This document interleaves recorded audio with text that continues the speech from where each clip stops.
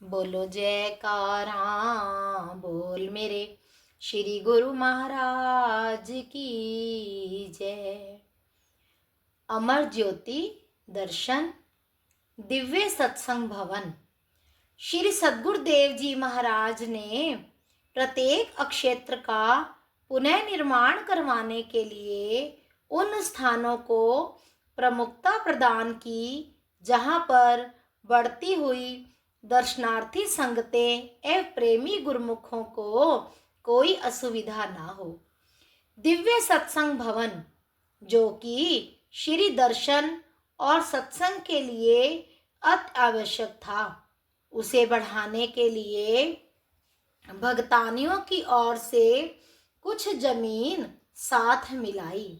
दूसरी ओर भक्तों की तरफ भी खाली जमीन को बीच में मिलाया। पीछे की ओर मोती बाग को भी कम करते हुए सत्संग भवन को बढ़ाने की श्री आज्ञा प्रदान की। जब निर्माण कार्य आरंभ होता तो सभी प्रबंधक जन अचंभित रह जाते कि वह कार्य सरल ना होने पर भी महाप्रभु जी की कृपा से सुंदर रूपरेखा में बनकर तैयार हो जाता। इसे देखते ही ऐसा लगता मानो यह कार्य पहले से ही इस स्थान के लिए नियुक्त था। सभी गुरुमुख प्रेमी हर्षोल्लास के साथ वहां पर सेवा में सहयोग देते और श्री सद्गुरुदेव जी महाराज भी भोग प्रसाद खिलाते। ऐसा आभास होता मानो परिवार का मुखिया सभी सदस्यों के बीच में बैठकर प्रसन्नता प्रदान कर रहा हो। आप सेवा की प्रमुखता में श्री वचन फरमाते। ऐसे सुअवसर को पाकर सेवक जन आत्मिक आनंद की निधि से मालामाल हो जाते और ऐसे स्वर्ण अवसर को पाने के लिए आभारी बनकर विनय सुनाते।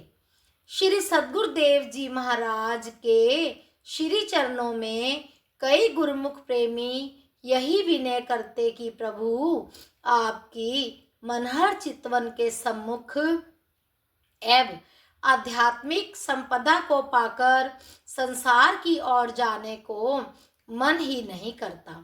संसार को भी आपने बनाया और श्री आनंदपुर दरबार में भी आपने ही बुलाया। आप ही हमें यह रोशनी प्रदान करें कि इस फानी दुनिया में अब कैसे विचरण करें। आपने बहुत ही सरल ढंग से समझाते हुए उन्हें ये श्री वचन किए। दोहा।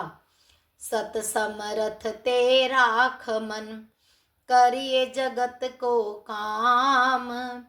जग जीवन यह मंत्र है, सदा सुख विश्राम। धन्य है संत महापुरुष, जीवन के विकट माया जाल के बीहड़ मार्ग को पार करने के लिए छोटी सी युक्ति बतलाकर समाधान कर दिया। इसी दिव्य सत्संग भवन के पीछे की ओर मोती भवन सत्संग भवन का निर्माण भी साथ ही साथ चलता रहा। इन दोनों के बन जाने पर आपने इनका शुभ मुहूर्त किया। वैसाखी के शुभ पर्व पर बढ़ती हुई प्रेमी गुरुमुख और दर्शनार्थी जिज्ञासुओं की भीड़ को देखकर महाप्रभु जी ने मंद मंद मुस्कुराते हुए प्रबंधकों को फरमाया कि श्री परमहंस दयाल जी की रचना का जितना भी विस्तार होता जा रहा है, उतना ही अधिक उनकी महिमा कई गुना विस्तृत होने से सब स्थान कम दिखाई देने लगे हैं। उमड़ता हुआ प्रेमी गुरुमुखों का जन समूह जीवन में वास्तविक सुख को पाकर उल्लास से परिपूर्ण हो रहा है। सर्व संगत को संबोधित करते हुए श्री सद्गुरुदेव जी महाराज ने श्री वचन फरमाए। गुरुवाणी में वर्णन आया है। तजौ सियानप सुरजनो, सिमरो हरि हरि राय। एक आस हरि मन रखो, नानक दुख भरम भउ जाय। सतपुरुष फरमाते हैं कि अपनी चतुराई व अक्लमंदी को छोड़कर एक मालिक की भक्ति एकत्र करो, उससे नेह लगाओ, फिर तुम्हें दुख नहीं रहेगा, भरम और भय नहीं रहेगा और तुम हर तरह से सुरक्षित हो जाओगे। यह सहज और आसान फार्मूला है, मगर हर एक इंसान इसे अपनाता नहीं। क्यों? उसे विश्वास नहीं आता। विश्वास कब होगा? जब इंसान नित्य प्रति सत्संग में आएगा, संतों के वचनों पर अमल करेगा। इस तरह उसका निश्चय दृढ़ होता जाएगा। उसे मौत से बचाने वाली मालिक की भक्ति जिंदगी बख्श देगी। यही तो यह चाहता है कि मुझे जिंदगी मिले, कभी मौत के मुंह में ना जाऊं। महापुरुष फरमाते हैं कि तुझे मौत आएगी ही नहीं। क्यों? यह शरीर तो खाक की ढेरी है, खाक हो जाएगा।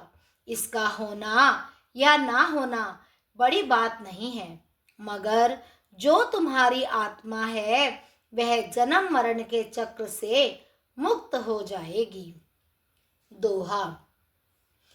काल कर्म की गम नहीं, नहीं पहुँचे भ्रमबान। दूलन चरण शरण रहु, क्षेम कुशल स्थान। संत दूलन दास जी। संत कहते हैं कि काल और कर्म का वहाँ कोई जोर नहीं चलता। भरम, दुख, अंदेशे का इंसान पर कोई दाव नहीं चलता। जीव हर तरह से सुरक्षित हो जाता है।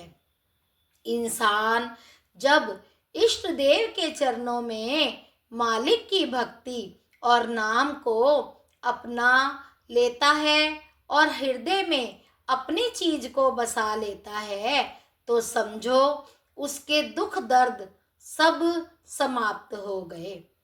यह भक्ति का मार्ग और रूहानी पढ़ाई हरेक के दिल में घर नहीं करती। जिसके पिछले पुण्य संस्कार होते हैं, उसी का इस रूहानी भक्ति में मन लगता है, वरना योग, ज्ञान, ध्यान व जप तप से जिंदगी नहीं संवरती। ये सब साधन उसे यहाँ तक पहुँचाने के लिए हैं, लेकिन भक्ति और नाम की कमाई से ही इंसान अपनी मंजिले मकसूद तक पहुँच निर्भय पद को प्राप्त कर सकता है। महाप्रभु जी के श्री वचनों में निहित सार तत्व को जानकर सबकी आत्मा प्रफुल्लित हो उठी और प्रेमी जनों के हृदय भी प्रभु जी का आभार प्रकट करते हुए जय जयकार करने लगे। इस दिव्य सत्संग भवन में श्री दर्शन, सत्संग एवं भजन कीर्तन के नियम का परिपालन होता है।